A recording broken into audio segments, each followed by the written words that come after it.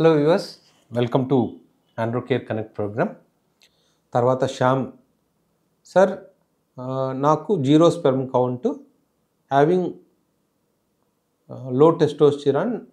ఇప్పుడు HCG injections weekly once తీసుకుంటున్నాను. 3 months హాస్పిటల్కి తర్వాత రమ్మన్నారు. అప్పుడు వస్తే డైరెక్ట్గా టీసా చేస్తారా? అప్పుడు రావాలి. But okay, I'm getting back pain, లేజినెస్గా ఉంది, ఏం చేయాలంటే బేసిక్గా మీ టెస్టోస్టిరాన్ తక్కువ ఉన్నప్పుడు బ్యాక్ పెయిన్, లేజినెస్ ఇవన్నీ కామన్గా ఉంటాయి. ఇవన్నీ టెస్టోస్టిరాన్ డెఫిషియన్సీ సిమ్టమ్స్. సో మీకు జీరో స్పెర్మ్ కౌంట్ ఉంది కాబట్టి ఈ హెచ్సిజీ ఇంజెక్షన్స్ తీసుకున్న తర్వాత ఒక్కసారి సీమెన్ టెస్ట్ చేయించుకోండి. సో కొన్నెన్న స్పెర్మ్స్ ఉన్నాయి అంటే వెంటనే వెళ్ళి మీరు ఐవీఎఫ్ చేయించుకోవచ్చు. ఒకవేళ స్పెర్మ్ కౌంట్ లేకపోతే అప్పుడు మేము టీసా చేస్తాం. రామ్ బాలాజీ, ఓకే, టెస్ట్ అయిపోయింది, ఆల్రెడీ చెప్పేశాను. సివియర్ లైఫ్ లాంగ్ ప్రీమెచ్యూర్ ఎజాక్యులేషన్కి క్యూర్ ఉందా? ట్రీట్మెంట్స్ చెప్పండి. సో నార్మల్గా లైఫ్ లాంగ్ ప్రీమెచ్యూర్ ఎజాక్యులేషన్ ఉన్న వాళ్ళకి అంటే 2 రకాలు ఉంటారు వాళ్ళలో. కొంతమంది మందులు పనిచేసే వాళ్ళు ఉంటారు, మందులు పనిచేయని వాళ్ళు ఉంటారు.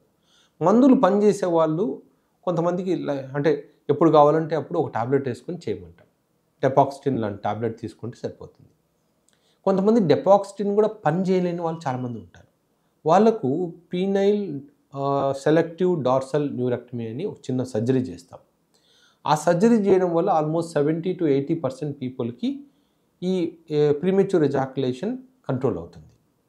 తర్వాత హలో సార్, యూరిన్కి వెళ్ళినప్పుడు 2 seconds ప్రెషర్ పెట్టిన తర్వాత వస్తుంది. యూరిన్లో మంట, పెనిస్ పెయిన్ ఉంది. 2 years నుండి అల్ట్రాసౌండ్లో నార్మల్గానే ఉంది. ప్రాబ్లం ఏమై ఉంటుంది? Prostate infection. దీనికి ఏదైనా డెఫినెట్గా ప్రాస్టటైటిస్ ఉన్నా కూడా మీరు చెప్పినట్టే యూరిన్ ప్రాబ్లం ఉండొచ్చు. ఇవన్నీ కూడా ప్రాస్టటైటిస్లో కూడా ఉంటాయి. సో అల్ట్రాసౌండ్ నార్మల్గా ఉంది అంటే మీరు ట్రాన్స్ రెక్టల్ అల్ట్రాసౌండ్ చేయించుకోవాలి. అప్పుడే ప్రాస్టేట్ ఇన్ఫెక్షన్ ఉందా లేదా తెలుస్తుంది. అలాగే సీమెన్ కల్చర్ టెస్ట్ కూడా చేయించుకోండి, అర్థమవుతుంది. సార్, నాకు సుంతికి ఆపరేషన్ చేయించుకున్నాను.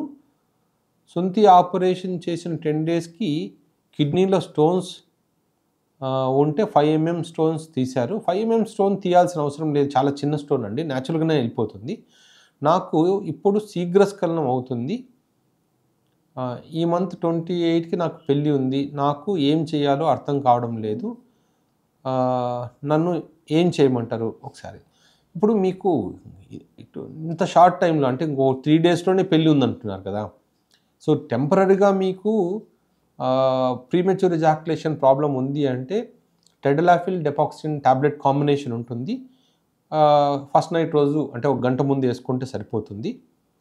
కానీ ఇది అయిపోయింది, ఇది పర్మనెంట్ ట్రీట్మెంట్కి పనిచేయదు. ఇప్పుడు టెంపరీగా మీకు ఓన్లీ పెళ్ళికి 3 రోజులు మాత్రమే ఉంది కాబట్టి ఇప్పుడు టెంపరీగా ఫస్ట్ నైట్ రోజు అంటే ఆ టెంపరీ టాబ్లెట్స్ తీసుకోండి. ఒక 10 days అయిన తర్వాత ఒకసారి రండి. అసలు ఎందుకు వచ్చింది మీకు ప్రీమెచ్యూర్ ఎజాక్యులేషన్ అనేది చూస్తాను. మీరు ఎవరైతే సర్జరీ చేశారో జనరల్గా ఆ సర్జరీ వల్ల అంటే సుంతి ఆపరేషన్ చేయడం వల్ల మీకు వచ్చిందని నేను అనుకోను. కిడ్నీ స్టోన్స్ తీసినప్పుడు ఏదైనా యూరిన్ అంటే ఆ టైంలో ప్రాస్టేట్లోకి ఇన్ఫెక్షన్ వెళ్ళి దానివల్ల వచ్చిండొచ్చు. ఒకసారి చూద్దాంలేండి. అంటే మేము ఒకసారి చెక్ చేసుకుంటాము, దాన్ని బట్టి మేము చెప్పగలుగుతాం. ఏ ఊరు, ఎలాంటి ఆపరేషన్ అయింది మీకు, సుంతికి రెగ్యులర్ ఆపరేషనా లేకపోతే స్టేప్లర్ సర్కంసిషన్ అయిందా అన్నీ చెక్ చేసుకుంటాను. సార్ నమస్తే, నేను నా వైఫ్తో కలిసినప్పుడు శీఘ్రస్ఖలనం అవుతుంది.